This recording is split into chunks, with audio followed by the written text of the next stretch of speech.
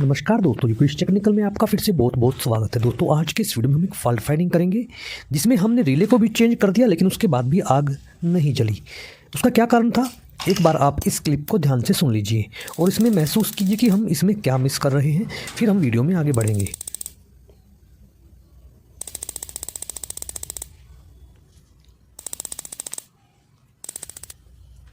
तो दोस्तों आपने देखा कि जब हमने गैस गीजर को डायरेक्ट स्टार्ट किया तो उसमें लाइटर की आवाज़ अच्छी तरह से आ रही थी लेकिन उसमें आग नहीं जल रही थी, यानी कि उसकी रिले ऊपर नहीं उठ रही थी। जब हमने इसको स्टार्टिंग में देखा तो इसका जो बैटरी बॉक्स था वो बुरी तरह से जंग से ख़राब हो चुका था, जिसे हमने नया बदल दिया। लेकिन जब हमने इसे स्टार्ट किया तो इसमें से लाइटर की आवाज़ आ रही है लेकिन रिले की आवाज़ नहीं आ रही। तो उस अवस्था में हमने रिले को थोड़ा सा खटखटा कर देखा कि शायद रिले स्टक हो गई होगी तो उठ जाएगी, लेकिन रिले फिर भी नहीं उठ पाई और हमने उस रिले को उठाकर बाहर कर दिया गैस गीजर से और उसे चेक किया, लेकिन फिर भी हम पूरी तरह से आश्वस्त नहीं थे, इसलिए हमने उस गैस गीजर में एक नई रिले को लगा दिया। लेकिन क्या उसके बाद हमारा गैस गीजर चल पाएगा, इसी बात को हम आगे आने वाले क्लिप में देखेंगे। मैं आपको यह बात बता देता हूं कि जब भी गैस वाली प्रॉब्लम आती है तो उसका जो सीधा संबंध होता है वो हमारी इलेक्ट्रोमैग्नेटिक रिले से हो सकता है। शायद वो गैस को आगे नहीं जाने दे रही। हमने नई रिले को जब लगाया तो हमेशा एक बात का ध्यान आप अवश्य रखें, इसमें जो ये ओरिंग होता है दोस्तों, ये कई बार रिले के चिपक जाता है, यानी कि जो पुरानी रिले हम निकाल रहे हैं और हम उसे मिस कर देते हैं, जिससे कोई भयंकर हादसा हो सकता है। इसलिए आप एक अच्छे टेक्नीशियन से ही गैस गीजर का कार्य करवाएं, आप खुद ऐसा ना करें। जब हमने नई रिले को लगा दिया तो फिर से हमने हमारे उस गैस गीजर को चलाकर देखा लेकिन वो नहीं चल पाया। तो इसका सीधा सा मतलब है कि हमारे रिले तक सप्लाई नहीं आ रही। उसका क्या कारण हो सकता है वो मैं आपको अभी इस क्लिप में बताऊंगा, लेकिन आपको यह ध्यान रखना है कि हम अब इसे स्टेप बाय स्टेप चेक कर रहे हैं और सप्लाई ना आने का सीधा संबंध हमारे सर्किट बॉक्स से ही होता है। इसलिए अब मेरे पास एक ऑप्शनल सर्किट बॉक्स है जिसे मैं बिना पुराना सर्किट बॉक्स उतारे सिर्फ उसे बाहर से चेक कर रहा हूं, ताकि मैं आश्वस्त हो पाऊँ कि मेरा सर्किट बॉक्स ही ख़राब है। और मैंने उसके नेगेटिव वायर को उसके गीजर से अटैच कर दिया है और इसकी वो सभी वायरिंग मैंने करनी शुरू कर दी है जो हमारे लिए ज़रूरी है, यानी कि हमारी रिले का जैक और हमारे जो भी वायर स्पार्किंग वाला, उसके बाद हमारा दूसरा स्पार्किंग वाला और सबसे लास्ट में हमारा सेंसर वाला।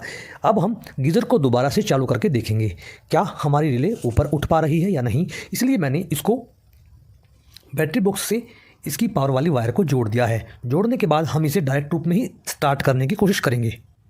तो दोस्तों हमने बैटरी बॉक्स से उस हमारे नए सर्किट बॉक्स जोड़ दिया है और जो थर्मोस्टेट वाली जो मेरी वायर है उसे मैंने आपस में जोड़ दिया है, क्योंकि मैंने थर्मोस्टेट पर इसे नहीं लगाया। अब मैंने जैसे ही इसे स्क्रू ड्राइवर से टच किया तो आप देखेंगे कि रिले की आवाज़ आपको भी सुनाई दी होगी। मेरे को तो सुनाई दे ही रही है।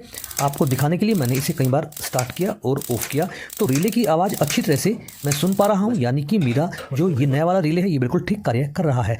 तो दोस्तों इससे ये साबित होता है कि हमारा सर्किट बॉक्स ही ख़राब था जिसे हमने उस गैस गीजर से बाहर निकाल दिया। अब मैं नई वाली रिले को भी खोलकर वापस रख लूँगा और इस पर पुरानी वाली ही रिले लगाऊंगा, क्योंकि जो हमारी पुरानी रिले है वो 99% ठीक ही होगी। हमारा सर्किट बॉक्स आगे रिले को सप्लाई नहीं दे रहा था, लाइटर चल रहे थे लेकिन रिले की सप्लाई हमारी रिले को नहीं मिल रही थी। तो इसी कारण से हमें इस सर्किट बॉक्स को रिप्लेस करना होगा। तो दोस्तों जब भी आपके सामने ऐसा फॉल्ट आए तो आपको ज़्यादा सोचना नहीं है। अगर रिले नहीं चल पा रही रिले बदलने के बाद भी, उसके लिए आप 2-3 फॉल्ट और फॉल्ट फाइंडिंग कर सकते हैं, जो मैंने कई वीडियो के माध्यम से मेरे चैनल की प्लेलिस्ट पर डाले हुए हैं। लेकिन एक ऑप्शनल सर्किट बॉक्स आपके पास हमेशा होना चाहिए जिससे आप उस पुराने वाले को बिना उतारे ही बाहर से मैनुअली चेक कर सकते हैं। इससे आपके गैस गीजर की फॉल्ट फाइंडिंग की स्पीड बढ़ जाएगी।